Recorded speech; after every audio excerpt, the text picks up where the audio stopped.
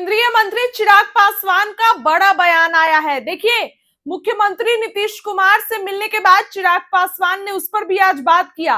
कितनी सीटों पर तैयारी है, कितनी सीटों पर चिराग पासवान चुनाव लड़ेंगे, कितनी सीटों पर चिराग पासवान की तैयारी है, सभी मुद्दों पर चिराग पासवान का बड़ा बयान आ गया है। इसके साथ ही दफादार और चौकीदार पर भी चिराग पासवान ने बयान दिया है। केंद्रीय मंत्री चिराग पासवान का बयान बेहद अहम है, आपको सुनना चाहिए कि कितनी सीटों पर चिराग लड़ रहे हैं, क्या कुछ प्लानिंग होगी, क्या तैयारियां होगी, आगे आने वाले दिनों में कितने सीटों पर चिराग पासवान तैयारी करेंगे, आगे कितनी ऐसी सभाएं होंगी, सभी मुद्दों पर चिराग पासवान का बड़ा बयान आया है। केंद्रीय मंत्री चिराग पासवान ने सभी मुद्दों पर अपनी राय रखी है।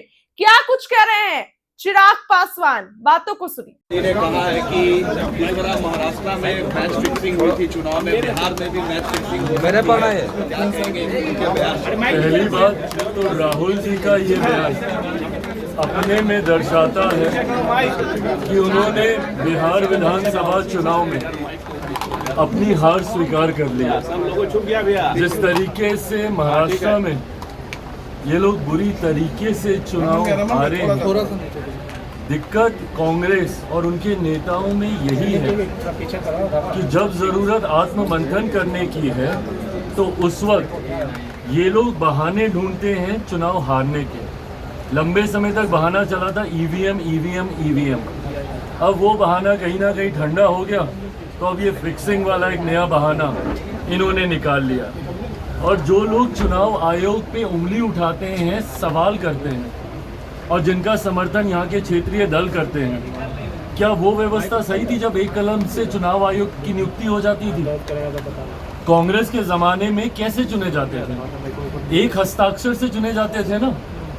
आज तो फिर भी ये व्यवस्था बना दी है कि जब तक विपक्ष के दल की सहमति, रजामंदी नहीं होगी, एक कमेटी का गठन कर दिया गया जिसमें एलओपी की भी भूमिका है, उसके बाद इनकी नियुक्ति होती है। तो एक ऐसी व्यवस्था पे इनका प्रश्न चिन्ह है जहां पे एक समिति के द्वारा इलेक्शन कमीशन को चुना जा रहा है। पर जब कांग्रेस के जमाने में एक हस्ताक्षर से चुन लिया जाता था, वो व्यवस्था सही थी।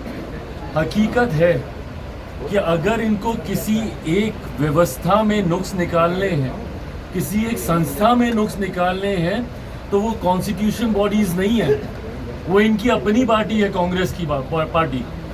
उसमें इनको नुक्स निकालने की जरूरत है। जो निकालते भी हैं गाहे बगाहे अलग अलग राज्यों में जाके, कभी जयचंद ढूंढते हैं अपनी ही पार्टी में, तो कभी अपनी ही पार्टी का विरोध करके आ जाते हैं। और सही कर रहे हैं वो, क्योंकि आत्ममंथन इनको करने की जरूरत है। और आत्ममंथन नहीं करने की वजह से हर बार हार का ठीकरा, कभी चुनाव आयोग पे थोपना, कभी किसी फिक्सिंग पे थोपना, कभी ये बोलना कि भैया ईवीएम खराब है, ये अपने में दर्शाता है कि इन्होंने बिहार में भी हार मान ली है। परिणामों के बाद किया हार का ठीकरा पहले से ही किस पे फोड़ा जाए, उसकी भूमिका राहुल जी और इनके तमाम गठबंधन के दल बना रहे हैं। और बिहार के बाद आसाम, बंगाल, तमाम राज्य ये लोग हारने जा रहे हैं। सर, इंडिया अलायंस में सीएम फेस पे भी कंफ्यूजन है। कहा है अभी आप शाहबाद के लिए निकल रहे हैं, तो क्या माने कि शाहबाद से ही आप चुनाव लड़ेंगे? क्योंकि काफी ज्यादा बयान भी आ रहे हैं कि चिराग यही सीट से चुनाव लड़ सकते हैं। चलिए, अगर ये प्रश्न आपके लिए इतना ही महत्वपूर्ण है तो मुझे उसी मन से इसका जवाब देने दीजिए। महागठबंधन में दरार दिख रहा है। कांग्रेस ने कहा है कि तेजस्वी उनके कोऑर्डिनेशन के चेहरे हैं, सीएम फेस को लेकर कंफ्यूजन दिख रहा है, तय नहीं हुआ है। अल्लाह इनके गठबंधन में ये हमेशा की परिस्थिति रही है भाई, हमेशा की परिस्थिति रही है। अपने सहयोगी के साथ भी रहेंगे, उनका साथ भी नहीं देंगे। महाराष्ट्र में जिस मैच फिक्सिंग की ये लोग बात कर रहे हैं, क्यों नहीं प्रोजेक्ट कर पाए थे वहाँ पे उद्धव जी के चेहरे को? वहाँ पे कांग्रेस और उनके वहाँ पे जो क्षेत्रीय नेता लोग थे, किस तरीके से उन लोगों ने वहाँ पे बवाल मचाया था, वही हाल इनका यहाँ पे भी होने वाला है। ये लोग किसी का चेहरा प्रोजेक्ट करेंगे नहीं। महागठबंधन इसी तरीके से दुविधा में जाएगा। और जो थोड़ी बहुत कसर भी है, जो कुछ वोट कुछ जगहों पे इनकी जमानत बचने के लिए लोग हासिल कर पाते हैं, वो भी कांग्रेस और इनके गठबंधन के भीतर के विरोधाभास में ही सब समाप्त हो जाएगा। तेज प्रताप को पार्टी से निकाल दिया गया, कैसे देखते हैं? अरे प्रभु, इसमें हमको क्या देखना? पार्टी और परिवार अलग अलग इनके विषय को लेकर चर्चा हुई है। पर अंतोगत्वा तमाम परिस्थितियों को जांच करके उसके मद्देनजर ही फैसला लिया जाएगा। हमारी तरफ से उनकी मांगों उनकी बातों सरकार तक रखा गया है, जिसपे अभी चर्चा चल रही है। चिराग जी, तेज प्रताप अलग से पार्टी बिहार विधानसभा का चुनावी आज वाले कार्यक्रम बिल्कुल समझे, बिल्कुल उसको चुनावी शंखनाद ही समझा जाए। यहाँ से लोक जनशक्ति पार्टी रामविलास की विधिवत शुरुआत हो गई है और ये कार्यक्रम इस तरीके के बड़े कार्यक्रम, ये छोटे किसी एक जिला या एक विधानसभा का ये कार्यक्रम नहीं है। हम लोगों ने अलग अलग बिहार के क्षेत्रों में कुछ जिलों का समूह बनाकर हम लोग इस तरीके की बड़ी सभाएं आने वाले दिनों में 8-10 ऐसी बड़ी सभाएं अलग अलग आयोजित होंगी। आज शाहबाद का क्षेत्र हम लोगों ने चुना है, जिसमें वहाँ के 3-4 जिले मिलाकर आरा, बक्सर, आपका कैमूर, रोहतास, इन तमाम जिलों को मिलाकर, जिसका कुछ हिस्सा औरंगाबाद का भी उसमें हम लोगों ने जोड़ा है। बाकी जब गया वाला करेंगे तो बाकी 3 विधानसभा औरंगाबाद की हम लोग उस गया वाले क्षेत्र के कार्यक्रम में हम लोग जोड़ेंगे।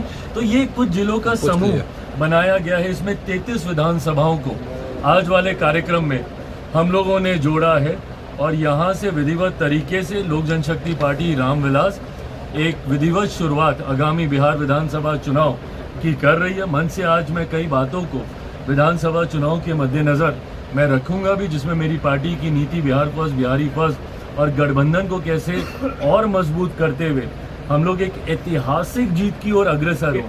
इस बार छोटी जीत से हम लोग संतुष्ट नहीं होने वाले, वो तो हो ही रही है, पर इस बार लक्ष्य है कि ऑल टाइम हाई पर हम लोग जाएं, 225 से ज्यादा एनडीए सीटें जीतकर इस बार सरकार बनाए, इस लक्ष्य के साथ हम लोग बढ़ रहे हैं।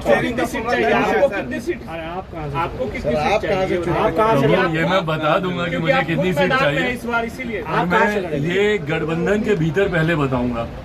और मैं आप लोगों के उस भ्रम को भी स्पष्ट कर दूं जो कुछ चैनल्स पे चल रहा है कि एनडीए में सीटों का बंटवारा हो गया।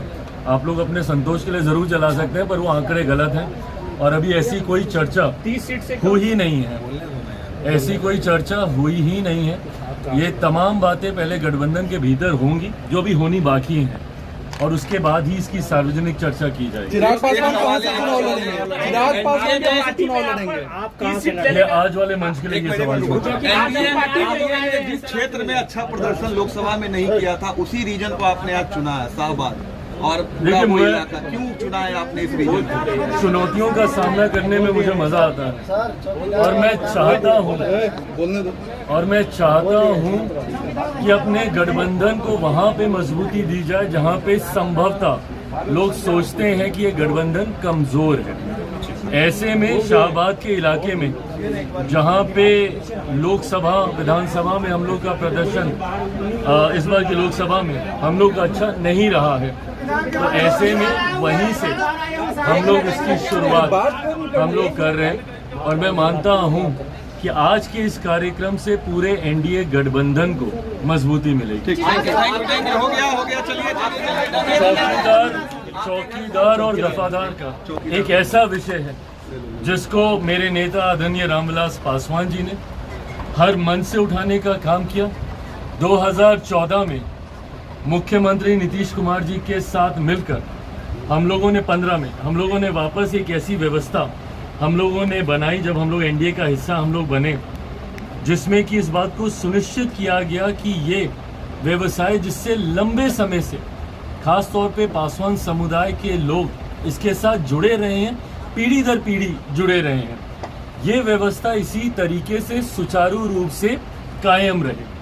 बीच में ज़रूर किसी एक न्यायालय के निर्देश की वजह से इसको लेकर थोड़ी सी एक संचय की परिस्थिति उत्पन्न हुई और उसके बाद किसी एक ज़िले में, अरवल ज़िले से इसकी शुरुआत हुई थी, वहाँ के कलेक्टर ने इसको लेकर कोई एक नोटिफिकेशन निकाला था, जिसको लेकर मेरी खुद की मुलाकात मुख्यमंत्री नीतीश कुमार जी से इस विषय को लेकर 2 बार हो चुकी है। तीसरी बार भी पीछे जब मैं उनसे मिलने गया था उस वक्त भी इस बात को मैंने उनके समक्ष रखा था और उनसे यह आग्रह किया था कि ये व्यवस्था जैसी चल रही है इसको यथास्थिति में वैसे ही इसको रखा जाए, जहाँ पे इस व्यवसाय से जुड़े हुए पीढ़ी दर पीढ़ी जो लोग हैं, खासतौर पे जिसमें पासवान समुदाय के लोग हैं, उनको ये व्यवस्था वैसी ही बनी रहे जैसी ये थी इससे पहले। मुख्यमंत्री जी की तरफ से मुझे विश्वास मिला है और मैं ये विश्वास दिलाता हूँ ये एक ऐसा विषय है जो मेरे नेता आदरणीय रामविलास पासवान जी के, मेरी पार्टी के और मुझसे व्यक्तिगत तौर से ये जुड़ा हुआ है। और मैं विश्वास दिलाता हूं कि इस व्यवस्था को जैसे था ये वैसे ही चलेगी, इसमें कोई तरीके का बदलाव हम लोग को स्वीकार नहीं होगा।